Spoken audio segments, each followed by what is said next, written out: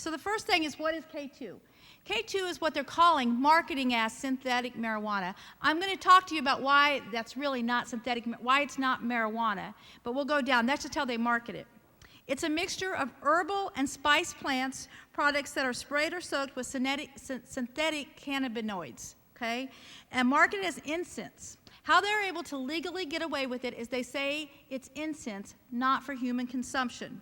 It is sold at smoke shops, convenience stores, gas stations, grocery stores. Right now in South Carolina, except for in Rock Hill, because Rock Hill passed an ordinance last night, but except for in Rock Hill, and soon not in Clover, and I'll tell you what happened in Clover in a minute, it's legal. But it has really spiked in popularity because it's a product to be smoked, even though they tell you not for human consumption. The next slide just shows you some of the different name brands. These are just some of the different ways and how it looks, what the product can actually look like. I'll go to the next one. So, what's a cannabinoids? Okay, that means nothing to me either. So we'll tell you that because this came from a scientific research, and that's how they saw it. But let's go to the next slide, and I'll tell you what it really is. The term cannabinoids refers to a unique group of secondary metabolites found in the cannabis plant, which are responsible for the plant's characteristics effects on the user. The problem is what we're talking about has no natural or plant material. It is completely made up from the slide I just showed you before. It's a chemical compound, which is very different than having something that's natural. The next slide. There are three groups of cannabinoids. One of them, and I won't even try to say this word because I'm real proud if I can say the word cannabinoids. The first one that I'm going to talk about occurs uniquely in the cannabis plant, and that's what you typically would see with marijuana. The next one are produced in the bodies of humans and other animals, and that is something that we actually produce within ourselves, something that our brain produces. The third one is the synthetic cannabinoids, which are similar to the compounds that are produced in a lab environment, and that's how we got K2. So when we talk about, I'm just going to talk about the third one, the synthetic cannabinoids. It's a diverse class of mostly synthetic substances that bind to the cannabinoid receptors in our brain. They're specifically, and this is way more science than we need, but I say this because the science is important when we talk about this. So it's not that we're trying to, for the students that are in this room, we're not trying to say something that is not true. It is based on science and real facts. Specifically, CB1 and CB2 receptors. That's correct, we actually have body parts that take in cannabis compounds. These receptors are the ones that deal with our appetite, our bone density, our mood regulation, reproduction, blood pressure, learning capacity, and motor coordination. And that's why when people smoke marijuana, those are the areas that are most impacted. All right, next slide. Okay, this is where I have to tell you the bad news. If you're a USC fan or alumni, you now have something over the Clemson folks. This was actually invented at Clemson. Dr. John Huffman at Clemson University, who's an organic chemistry professor, was doing government-based research. He was researching the effects on the cannabinoids brain, and he was looking at whether this could be made into a synthetic for medicines. But while he was doing it, he was able to produce this synthetic. And apparently, some of his lab research assistants took that chemical compound, and they actually sold it in Europe. So it actually didn't come here right after it had been accomplished. They actually snuck it into Europe. The next one. So what happened in those lab creations are 5 chemical compounds. And there's actually about 100 known synthetic cannabinoids and about 10 that we have found in spice-like products. And I won't go through each one of those, but that's what we basically are dealing with that most products have in them.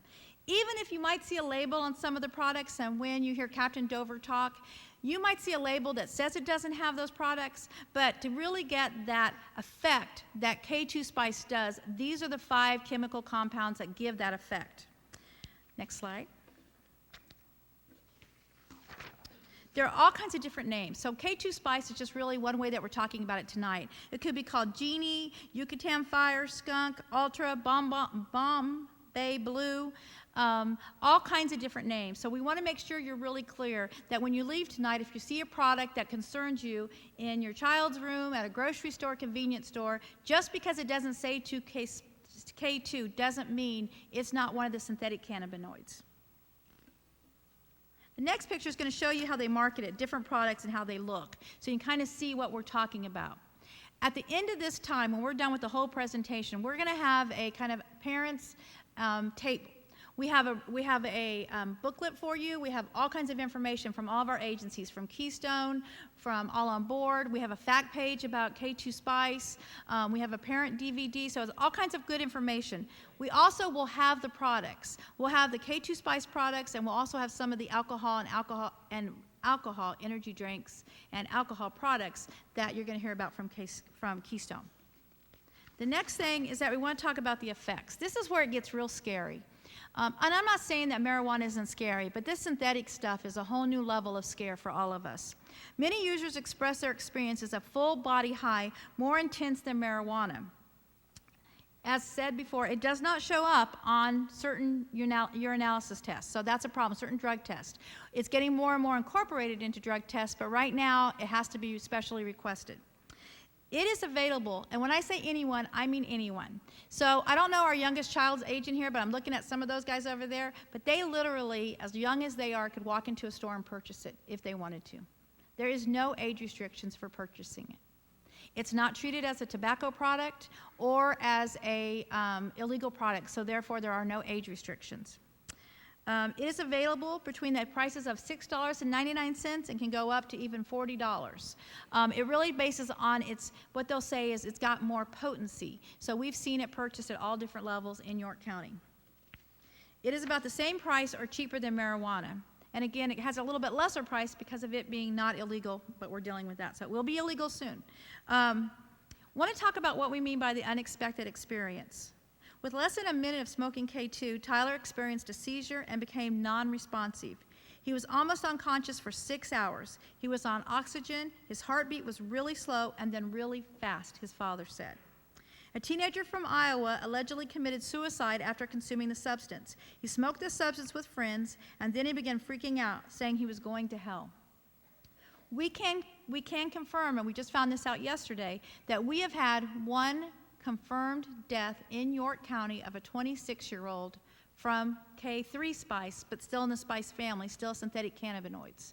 So I'm going to talk to you about some of the other things, but death is certainly the worst case scenario. So what are these unexpected results? Well, here's the key thing here. It says not for human consumption. What that means is when you go look at the products on your way out, you're going to see that although they've made it look like it's natural, like marijuana, we have no idea what they sprayed this stuff on. They could have sprayed it on plastic and any other kind of carcinogenic or other kind of poison. We have no way of knowing. They try to make the flavors, pineapple and all these other things. Again, there's no product listing, so we have no idea what chemicals they've used to add to that product. Another newer trend that we're seeing is that folks are getting the recipes off the internet themselves and trying to create the synthetic compound themselves. And then they are doing it with various levels of major health consequences. So the next slide is going to talk to you about what is really happening. Unlike marijuana, K2 and all of its names and products like it cause hallucinations. In York County, I'm going to give you an example, a couple of the hallucinations and things that we've seen happen. And these are all real stories and all under the age of 19.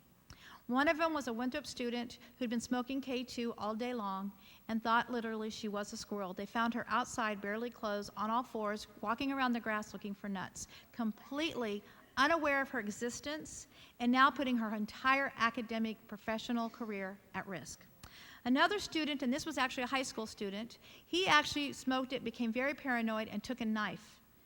And it took sheriff's deputies and his parents and friends to get him calmed down and get him into the hospital and to be looked at. And he had to spend 72 hours at the psychiatric ward. And this was not a child that had had any problems prior to this. We also see the delusions, blurry vision, hypertension. The heart really races. Typically, when someone smokes marijuana, you joke about being mellow and all laid back. This actually brings an opposite. It brings a very hypertensive feeling, which is very startling and not normal. Almost always we hear about almost a hangover effect. So if they don't actually become nausea or vomited during it, they'll say, yeah, they had like a little headache afterwards, felt a little cruddy. Again, kind of an opposite effect of marijuana. Typically you hope people say, oh, I do marijuana because you don't get a hangover. Well, this kind of gives a hangover. I met with some middle school students who had smoked K2 and Spice and some different products, and they had said, yes, they all had a headache, that some of them got a little sick, felt nauseous. I said, so you wouldn't do it again, right? And they said, no, I would. But remember, when you're 13, 14, and 15, sometimes you're wired that way. It seems legal, and that's the case I'm most worried about, because they say, I'm not doing something illegal, I'm doing something that seems legal. And that's real scary for us. Seizures, we've had more than 3 occasions where we've had an under 18-year-old go into seizures after smoking K2 Spice. It should not be doing this. It should be doing the opposite. They think they're going to mellow, and that's not what's happening, and that's what causes that panic. So what are we doing about making this stuff go away? Because it's pretty scary stuff, and we're seeing health consequences every day. One of the challenges for us is that we don't know what the long-term health consequences are, because we have no idea what chemicals are being put into the body and what they're doing to lungs, heart, and other organs, brain development, and all those other parts that we told you that the synthetics, that cannabinoids will affect in the brain, from appetite to motor reactions and all those other areas. So a lot of states have legislation. South Carolina has 3 laws pending that we're hoping to get passed that probably we hope will come into effect this summer. We have 1 in the Senate, 3 in the House. Of those, they're all being sponsored by our local York County legislators. They have taken a very proactive role on this. All 4 school districts sent resolutions to our state legislators asking for this to happen. The next slide just kind of shows you the states and where we are. But also, since I did this slide, North Carolina now has pending legislation that they're hoping to have on board very soon in the spring. So all the states that surround us have bans against it. Now we need to too. Rock Hill passed a second reading last night to make it illegal to have, and it will be a misdemeanor, and you have to go to municipal court. Last night, Clover did first reading, and so we'll go to second reading, and then we'll be able to have that a law in Clover, and we're working with all of our other jurisdictions so that we can at least have countywide ban against this product. Just like you heard the school district saying that they're looking at their own school policies, we've worked with Winthrop University, York Tech, and other school districts to create policies so that we can prevent this from happening. I joke because now I say, you know what I know, which is not enough. So I say to you, whether you're a student or a parent, take this product seriously, because this product clearly says not for human consumption. That means this is a product that was never intended for us to smoke or eat, and that's how it's usually being digested. They're either cooking it into something or eating it, or they're smoking it like you saw in the blunts or in a pipe or in some form of a paper.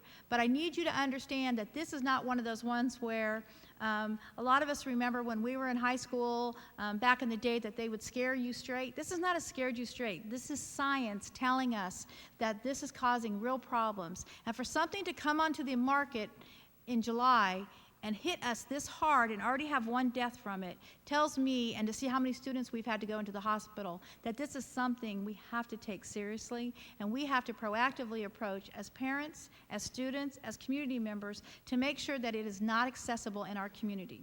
And so next we're going to have Keystone, and we have Catherine Neeson, and she's going to talk a little bit about alcohol and energy drinks. Then I'm going to come back, and then we're going to have law enforcement get up and talk to you about what's happening, real things, and you're going to be surprised about what happened in Clover. So